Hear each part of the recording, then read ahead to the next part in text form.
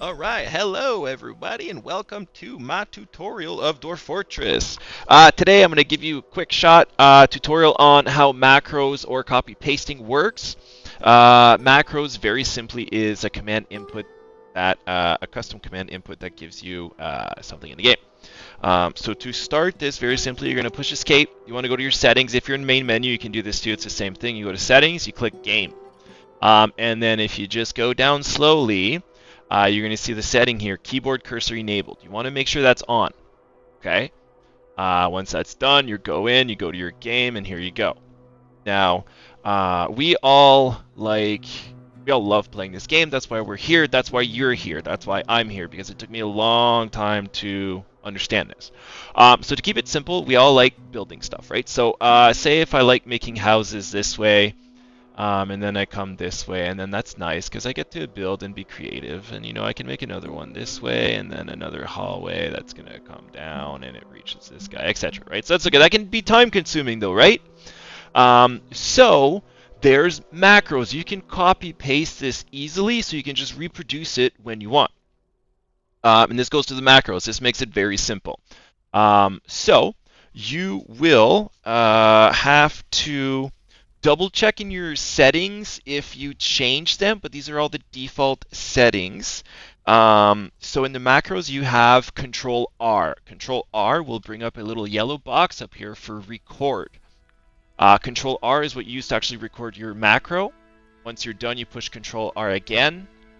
Then you push Control S. Control S is your save. That will save your macro, and it'll bring up a little box. You put in the name, you push Enter, there's your save.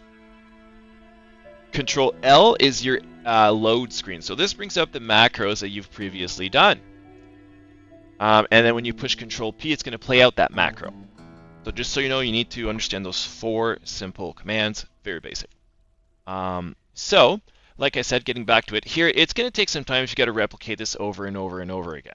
So what you can do is with the keyboard cursor on, you have this yellow square here. Now that you can move with your left, right, and up and down on your keyboard. Very simply, you're going to play out on your keyboard, same thing that you want here that you want reproduced. So, simple steps. Step 1 is you push Control R. Step 2, confirm that you see flickering purplish pink suave recording in the top left of your screen. That means the recording macro is on. Now you're going to click the tool you want. This works for for chopping trees, for plant gathering, for whatever. You click your dig key, and then you're going to push enter, and you're going to very simply map out what it is that you want the macro to be. So say, like I said, if I like doing my rooms like this, this is a neat organization structure that I like, blah, blah, blah, blah, blah, right? So you do this. This takes forever when you're doing it manually every time. There, so we'll call it that, right? So now you still have the blinking purpley, pinkish, suave, navy, colory up there, right? So you're going to push Control R again. You're going to make sure that that thing disappears. Control R.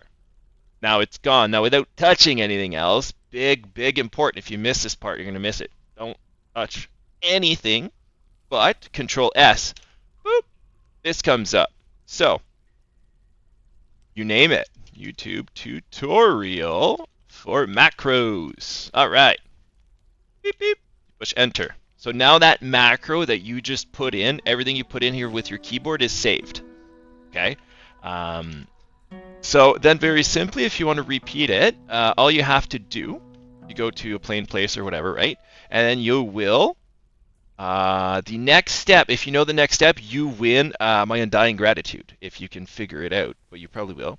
Next step is you got to load the macro. So you push Control L, you load the macro that you want by selecting it, pushing enter, and then you just simply push Control P. Boop. And then it will copy that macro for you.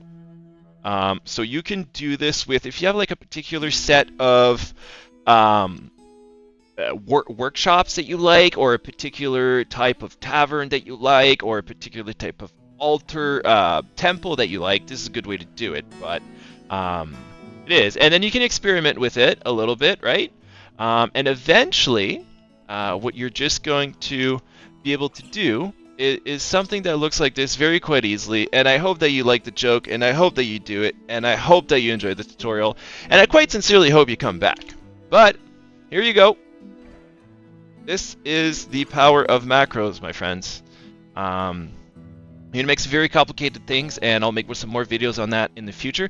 But comment down if there's something, if you know an easier, faster way, or if there's something I've missed, or if this has helped you.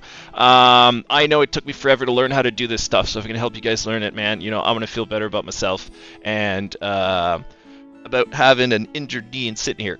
But yeah, so that's how you do that. Please like and subscribe, guys, if you like the video, and I will see you in the next one. Thank you kindly. Have a good day.